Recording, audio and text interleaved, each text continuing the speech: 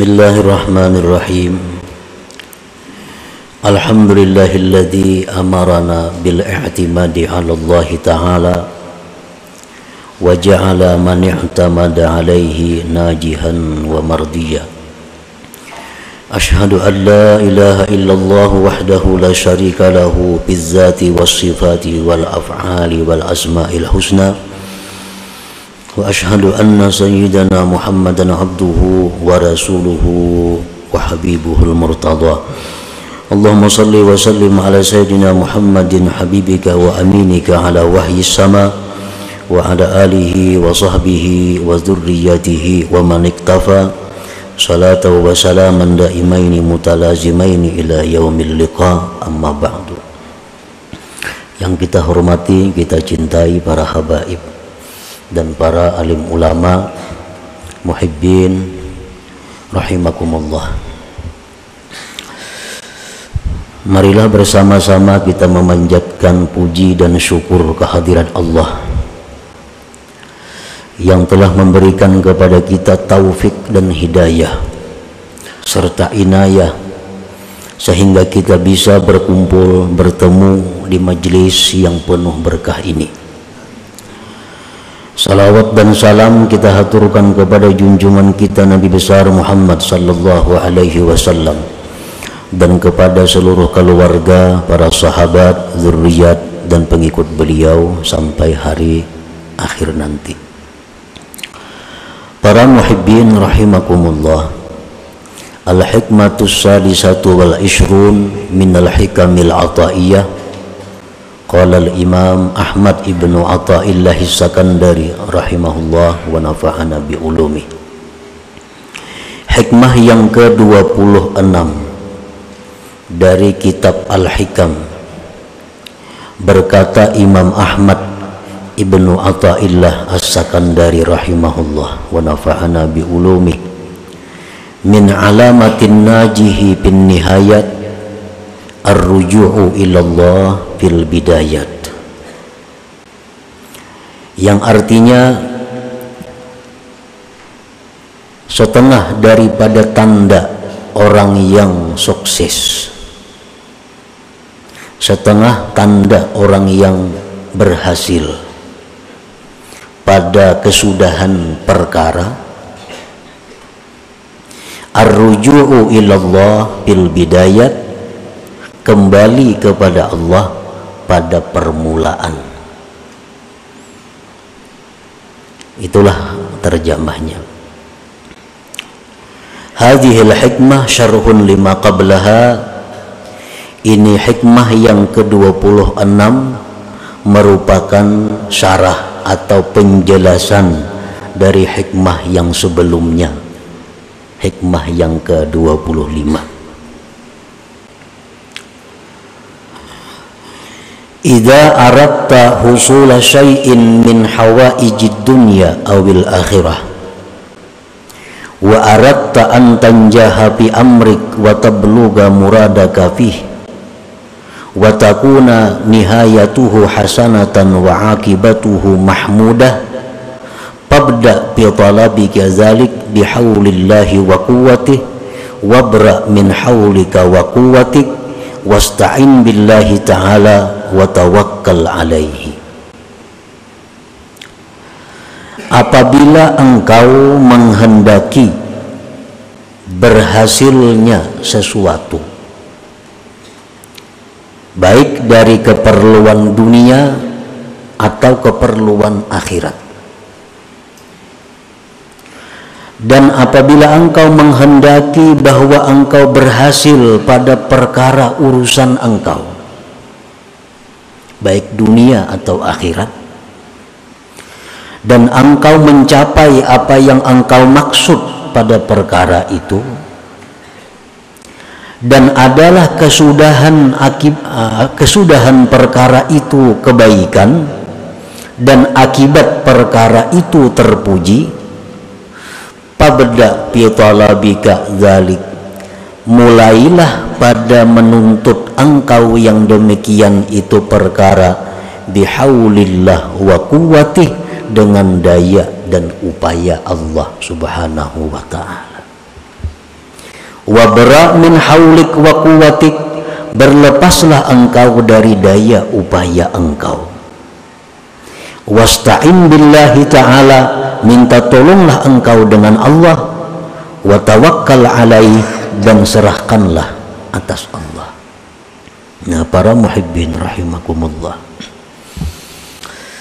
apabila kita ingin beruntung dalam satu perkara, dunia atau akhirat, apabila kita ingin mendapatkan kesudahan yang baik, urusan dunia atau akhirat, maka mulailah kita dalam perkara itu, menuntutnya dengan mengingat daya dan upaya Allah. Jangan merasa daya upaya sendiri, artinya minta tolonglah dengan Allah dan tawakallah atas Allah.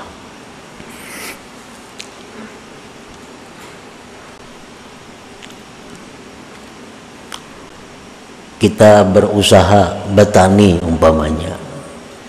Nah, bagaimana pertanian kita ini supaya sukses, supaya berhasil, supaya akibatnya baik, supaya akibatnya terpuji?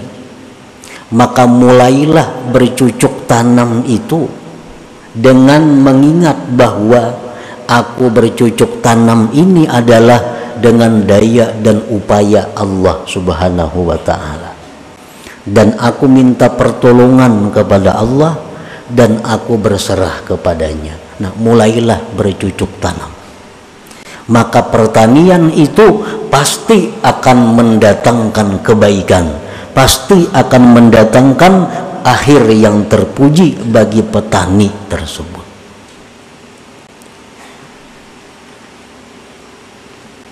Nah, kias saja lagi, bandingkan saja lagi hal-hal lain pada pertanian. Kita membuka toko, hendak berdagang, tentu kita mengucap Bismillahirrahmanirrahim. Itu ucapan lisan. Bismillahirrahmanirrahim itu adalah ucapan atau simbol dari orang yang ingat daya upaya Allah.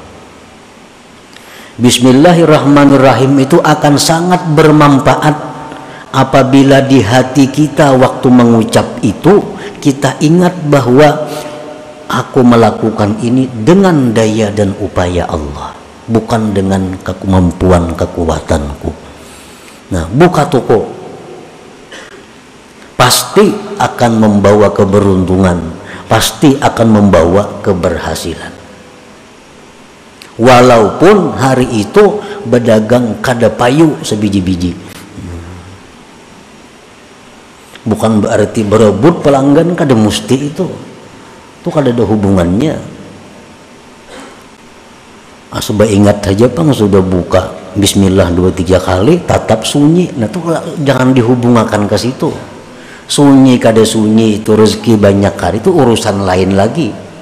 Yang penting kita berdagang saat itu bila kita mulai dengan Bismillah, dengan daya dan upaya Allah, maka perdagangan kita hari itu perdagangan yang diridai Allah, perdagangan yang beruntung, perdagangan yang membawa kebaikan dan akibat yang terpuji. Perkara duit banyak kadang yang datang itu urusan rezeki lain lagi, takdirnya. Nah, apabila kita berdagang atau bertani, kita lupa bahwa kita itu bisa demikian dengan daya upaya Allah. Kita hanya mengandalkan bahwa itu adalah kecerdikan kita, karena kelihayan kita. Kalau kita sukses, banyak rezeki, walaupun banyak rezeki itu hukumnya masih dianggap rugi di sisi Allah Subhanahu wa ta'ala. Walaupun banyak dapat duit, tetap rugi. Kenapa? Karena dia mulai usaha itu dengan memandang kekuatan daya upaya dirinya sendiri, lupa yang sebenarnya bahwa itu adalah haulillah wa quwwatillah. Nah, para muhibbin rahimakumullah, masak umpamanya. Nah, kita memasak, mulai kita mengisai barasnya, kita ingat bahwa kita mengisai ini daya dan upaya Allah. Kita buat nasi ke dalam panci yang menggurak, kita ingat kita membuat ini bisa membuat tangan menggerakkan dengan daya dan upaya Allah. Maka masakan yang kita masak itu jadi masakan yang terpuji. Masakan yang kita masak itu menjadi masakan yang diridai Allah. Perkara nasinya hangit atau mantah itu lain urusannya. Perkara nyaman kada nyaman itu lain urusannya. Yang pasti bahwa masakan kita hari itu masakan yang terpuji, masakan yang mulia, masakan yang diridai Allah Subhanahu wa ta'ala.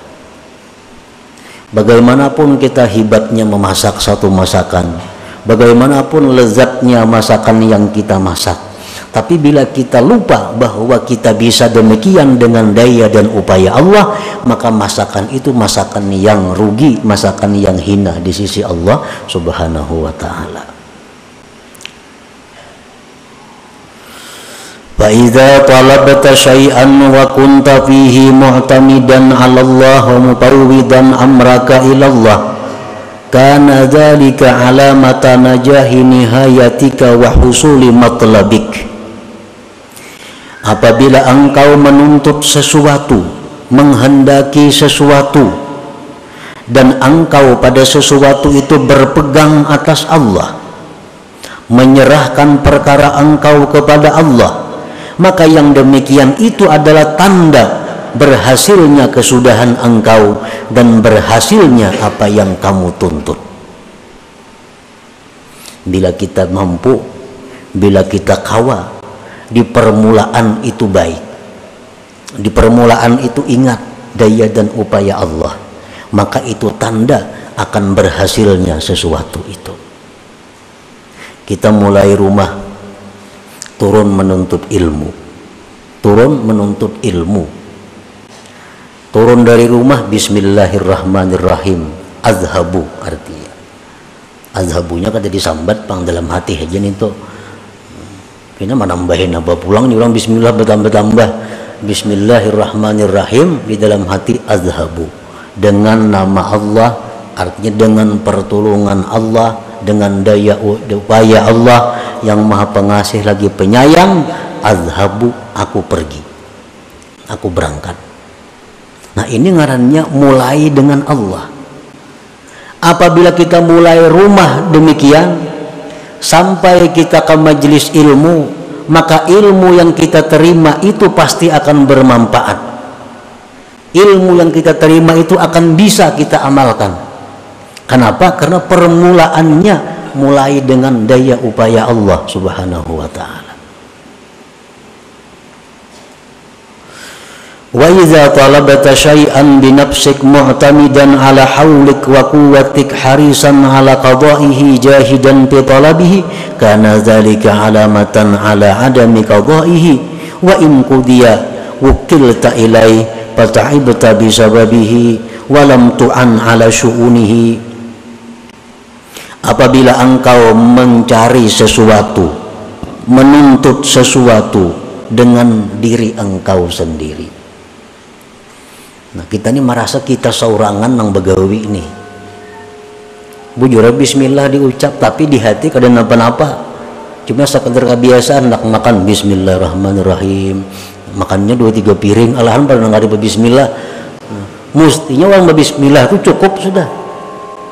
Nah, bismillahirrahmanirrahim sudah jadi kebiasaan, padahal kita mengucap bismillah itu mestinya macam tadi hati kita. Nah bila engkau menghendaki sesuatu dengan mengandalkan diri engkau, berpegang kepada kekuatan diri engkau, kecerdikan engkau, ingin bahwa berhasil, bersungguh-sungguh pada mencarinya, itu tanda akan tiada berhasil, tanda tiada berhasil. Wa in wukudiya wukilta ilaih, jika berhasil juga apa yang kau tuntut itu, maka Allah akan menyerahkan urusannya kepada engkau. Allah akan menyerahkan urusannya kepada engkau. Maka bila Allah menyerahkan sesuatu kepada kita, itu menunjukkan tanda kehancuran kita. Apabila Allah tuh sudah, ya Tuhan, dagangan ikam tuh urus dia, tanda hancur dagangan itu. Bila Allah sudah menyerahkan pertanian ikam tuh urus dia, ya Tuhan, tanda hancur pertanian itu. Ya Tuhan, diri ikam tuh urus dia seorang, tanda hancur diri kita. Makanya Nabi seringkali berdoa, Rabbi la takilni ila nafsi tarfata ain. Itu doa yang seringkali dibaca Nabi.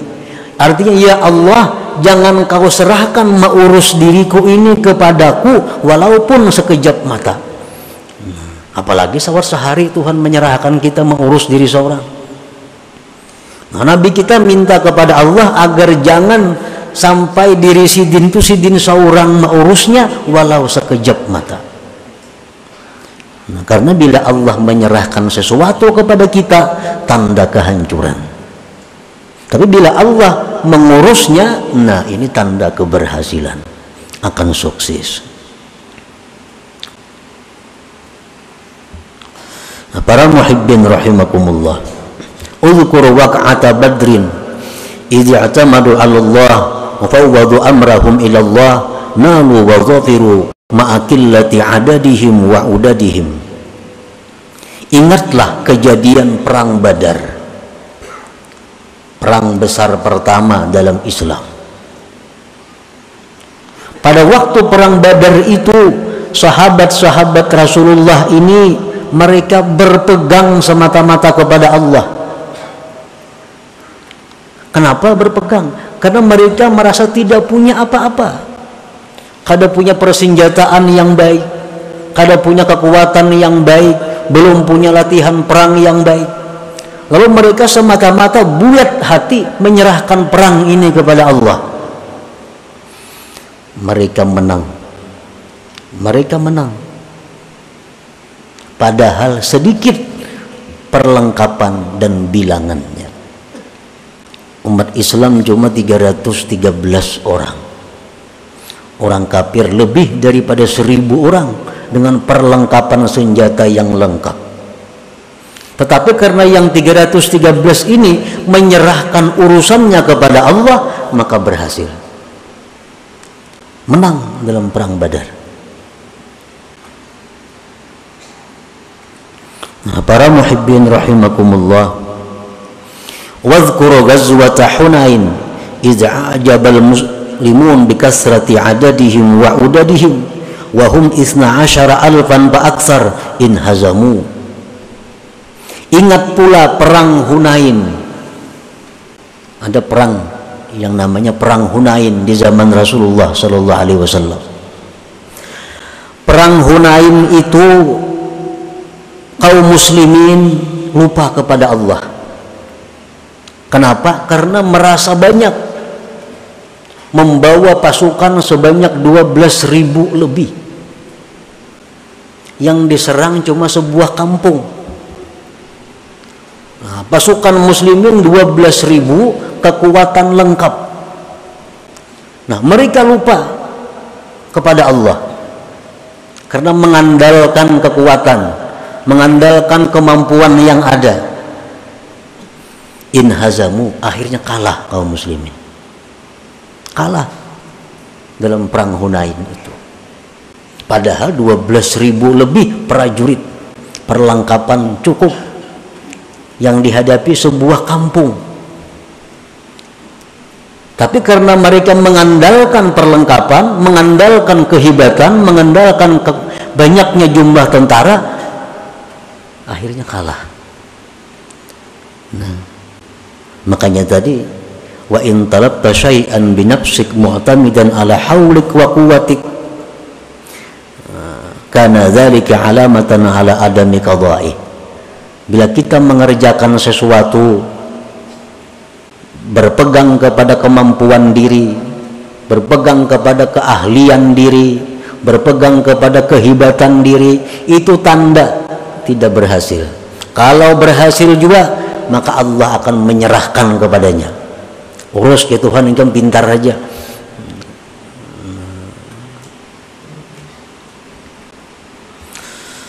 Para muhibbin rahimakumullah, warruju' ilallah bil ibtida' hisnun hasin lil ikhlas. Fa kullu man amila billah fa huwa lillah wala aksa. Wal farqu bainal amali billah wal amali lillah kal farqi bainaz zahab wal fiddah. Kembali kepada Allah pada permulaan. Kita misalnya hendak bersedekah. Sebelum kita bersedekah itu kita ingat, bismillah. Aku bersedekah ini dengan nama Allah. Aku bersedekah ini dengan daya upaya Allah. Aku bersedekah ini dengan daya dan upaya Allah. Keluarkan sedekah, bagi. Nah, itu merupakan benteng yang kuat untuk ikhlas. Pasti sedekah itu ikhlas. Kenapa? Karena inya kadang merasa beramal. Karena inya merasa berbuat itu daya upaya Allah. Pasti ikhlas. Nah, nang kada ikhlas nih orang nang merasa inya nang bersedekah nih tuh. Nah, inya nang menyumbang ini, inya nang membantu ini, inya nang menghambur duit sagan ini. Itu nang mau ria. Itu nang mau merasa berjasa lawan orang. Man ngarannya dalam bahasa agama. Bila kita merasa berjasa kepada orang yang kita bari, orang yang kita bantu, bila kita merasa bahwa dengan daya dan upaya kita bisa membantu, itu tanda tidak ikhlas ibadah kita. Nah, jadi bila kita bersedekah, kita hendak memperbuat amal kebaikan, kita ingat sebelumnya itu bahwa aku bisa beramal kebaikan ini dengan daya upaya Allah, bukan dengan diriku. Maka itu pasti ikhlas. Pasti ikhlas. Fakullu man amila billah fahuwa lillah. Setiap orang yang berbuat dengan ingat daya upaya Allah, maka pasti amalnya itu lillah, pasti ikhlas. Pasti ikhlas. Wala aksa, tidak sebaliknya. Kada sebaliknya. Sebaliknya kayak apa? Orang tuh nang beramal merasa dirinya sendiri nang beramal, walaupun ujarnya lillahi ta'ala, tetapnya kada ikhlas juga. Kan kita rancak itu bersedekah saja, aku mengeluarkan zakat ini karena Allah Ta'ala, tapi kada ingat lawan Tuhan. Kita kalau bersedekah ini kenapa? Kita dapat harta ini kayak apa? Nah, kita bisa mengeluarkan zakat ini daya upaya siapa? Nah, bila kita merasa itu aku saurangan walaupun lillahi ta'ala, nah kada kaya billah juga.